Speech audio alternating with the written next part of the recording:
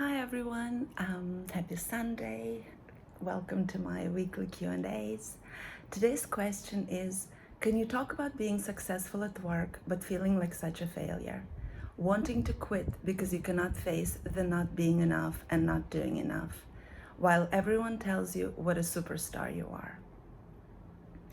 So as usual, to me, this is the contrast between the outer signs of success and the inner sense of failure and unworthiness, right? The difference that we all feel between what life looks like and what it actually feels like on the inside. So of course, it's a split between the public persona and the inner sense of being. We're raised with the idea that we are not really worthy until we start achieving and accomplishing. So from the early childhood, we learn that, we get attention from our caregivers when we start achieving and when we start accomplishing things. It's also a way to distinguish ourselves comparing to our siblings, for example. So it's like this chase for attention and for our sense of self according to what other people, the feedback that we get from other people. So for some others also in our families, it's the sense of achievement that our parents live with themselves, right? Their sense of value, the sense of value we derive from material well-being, from the money in the bank, from the house we live in. And then it's also parents start judging their own sense of failure or success as parents according to what their children achieve. So there is also a lot of pressure that we all place on our children to become something. So here's why, as we grow up and we become grown-ups and adults, we realize that in order to be something, we need to continuously achieve, and we outsource our sense of self to the outside validation. Eventually we become dependent on it, and if it's not continuously coming, if we're not continuously fed by praise or achievement or raise of salary or anything else that comes from outside, sometimes it's also other people, we then are completely disconnected with our inner sense of self. So in this particular case, we talk about the fact that this person is highly successful by societal standards. She's achieved great success in her career. I know that she is married and she has children, and the children are succeeding and doing well. So all of this is the pressure that we succumb to, and everything to look a certain way, right? But the sense inside is the sense of failure.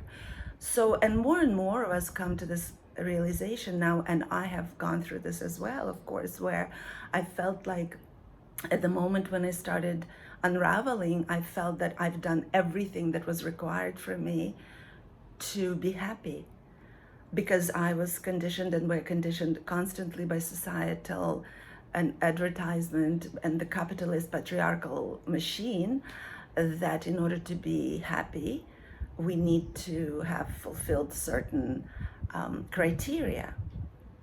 And many of us are waking up now to the fact that even if we've done all that, we're still not quite in that sense of inner peace and serenity. So what to do, right? Of course, it's needing to start to turn our attention from the outside validation to the inner validation, really reconnecting with who we are. Start to understand what actually feels good, because we're so used to overriding our needs, our desires. We even override our pain, our grief, our sadness.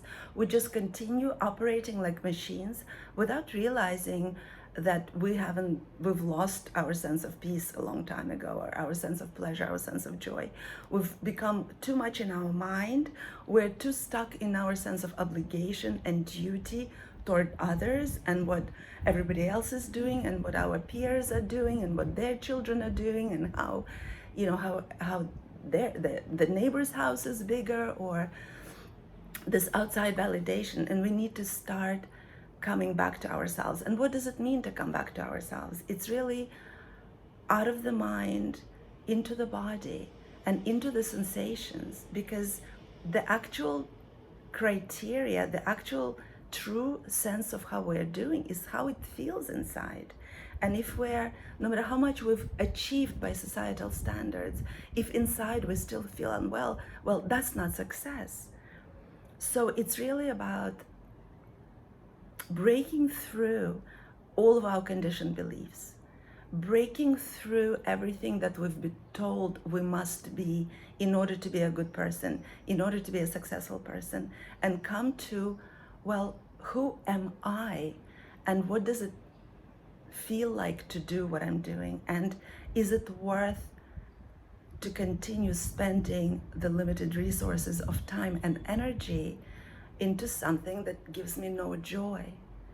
So these questions, of course, it's for that we need to start taking time for self, and need to start taking time and do nothing, and spend time in leisure. And of course, so many of us are just not even able to allow ourselves that. We start feeling guilty, we start feeling lazy. So it's really radically changing the relationship with ourselves, and radically changing the definitions by which we live. What do we want out of life? What did we want to be when we grew up, when we were children? What brought us joy when we were spontaneous? What did we enjoy doing? It's important to understand that we were already born worthy. When we were born, we were already everything that we needed to be. The potential in us was there. It's the conditioning and the circumstances in which we've lived that have made us increasingly reduced our sense of self into a particular narrow line of what is allowed and what is accepted. So actually, by the time we grow up, who we are is actually just a sliver of who we are, and that is why we're becoming increasingly depressed, unhappy, and miserable, because we're just not in our fullness. We're not in our full range. We're stuck in a very, very narrow line of what we were conditioned to believe and what our self-concept has become. So in order to start breaking away from that, what feels like prison and a trap, it's really to start allowing ourselves to be more of who we are, widening our sense of identity, stepping outside of what it is to be a good mother, a good wife, a good person, a good girl, understanding what makes us happy and allowing ourselves to go there. So, we all are born with particular gifts that are natural to us, something that we don't even need to particularly go to school for, that we can start developing. For example, for me, it was writing. And as I started writing, I understood that expressing myself always brought me pleasure. It's just that my parents deemed that it wasn't studying art, studying writing wasn't enough for me to be able to support myself. And of course, being a good girl that I was, I listened to my parents. And I studied economics and I studied banking. And when I got an incredibly prestigious job as a young woman, I understood very quickly that I'm going to be miserable there, because it's just not at all the world that is mine. And I needed to be more with people, and more in my creativity, and more in my self-expression. So when I started unraveling, I realized, I went back to things that used to make me happy. And I started writing. I started allowing myself. I started writing. And I started posting my posts, and I started expressing in conversation things that were not popular, actually. So it was also that sense of when you reconnect with yourself, suddenly the opinion of others becomes less important because you're connecting with something that is so valuable. When you realize that this is what actually feels good, you just want to do more of that. And suddenly all the things by which we were living before, all the things that we became dependent on, other people's opinions, other people's validation, competition with others, vigilance, watching what everybody else is doing, it just becomes irrelevant because more and more you come into that state of inner happiness, inner bliss. And that is what starts to feed me. And this actually brings me to what I wanted to share is that there are different layers of achievement. Because, for example, in the last several years, I have continuously pushed my limits to achieve something that, as a writer, I wanted to publish my words, and it required a certain inner, not conflict perhaps, but inner confrontation with my own limitations, and then pushing myself to my edges and going beyond. It's definitely a sense of achievement, but I'm doing it in order to feel well, in order to disseminate what I feel is worthy about me, which is my message, this inner sense of knowing that I get when I'm connected to myself, when I'm in my body, in the present moment. So I am fully in achievement these days, and I'm even with these videos, I'm continuously pushing my limits, and in a way we can call it achievement. But what I get from it is so different than what it used to be when I was chasing, degrees from big universities and titles in my positions and success of my children and success of my husband. It's something completely different because it comes fully from me, and it's driven by my inner inspiration and motivation and my inner creativity and just desire to put myself out there. So it's a completely different process. It has nothing to do with outside validation, although of course the feedback that I get from my readers or people who follow my social media pages, of course it is rewarding, but it's more of a affirmation that I'm on the right track, rather than, I don't depend on that. I know, I'm certain that I'm in the right place and that what I'm doing is exactly what is needed. And I feel very full and happy and fulfilled because I'm in such alignment with my inner drive. And I firmly believe that I'm right now exactly where my life brought me to be. This is why I was born. This is why I'm here. So it's very much a self-nourishing process. I'm self-sourcing in these achievements. And of course, every time I push through an inner sense of limitation, an inner sense of unworthiness, and put myself out there, the sense of euphoria that I get out of it, the sense of the vibration that fills my body, it's so pleasant, it feels so amazing that I no longer need to question whether I'm accepted or it's just completely self-driven and self-validating process.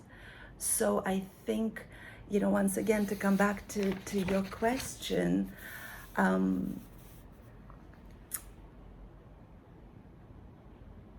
the contrast between the outer signs of success and inner sense of failure is exactly that. You're disconnected from something very important within you. You are driving yourself to achieve something according to other people's standards. There is something that's missing in your connection to why you are here. and there are some gifts within you that are not being used, so you don't get that inner sense of satisfaction and fulfillment, although you've achieved so much. So I would say, start spending more time on your own. Time in nature has helped tremendously. And then just allowing yourself to delve in and ask difficult questions. If we realize that our time here is limited, and our time and energy are limited resources, how would you spend the rest of your life? Would you continue being in this job, in these relationships? Would you continue doing what you're doing right now, when you realize that our time here is limited, and that you are here, that everything you are born with, you have the skills and the gifts to be happy. It's just not on the outside, it's actually on the inside. So reconnecting with that, with your body, reconnecting with your senses, understanding what makes you happy, what gives you pleasure, reconnecting to the present moment, finding sacred in the mundane. One thing that I realized that was a huge moment of change for me, is when I realized how simple happiness is actually, how simple are things that make us happy. That sometimes just slowing down and making an effort to watch a sunrise, or pouring a tea into your favorite cup because it's an aesthetic experience, and taking the time to smell the aroma of your tea, and then taking time to sip it quietly, and just really enjoying every gulp, every moment that you spend in this process of nourishing your senses. It's really about that. So I hope that this answers your question. It's a big and a dense question, and of course it's all about that inner outer split, right? Who we are on the outside, what we want to adhere to on the outside, and how life actually feels inside. And it's all about reconnecting with our bodies and using our own sense of joy and happiness as the criteria of how we're doing. So I hope that this helped. I hope this answered your questions. I welcome you to ask me more if there's something that comes up with this in the comments, and I will continue next week. Send me questions, and because it's a little bit more of an interaction, otherwise I can go off on tangents. Thank you very much for your attention, and see you next week.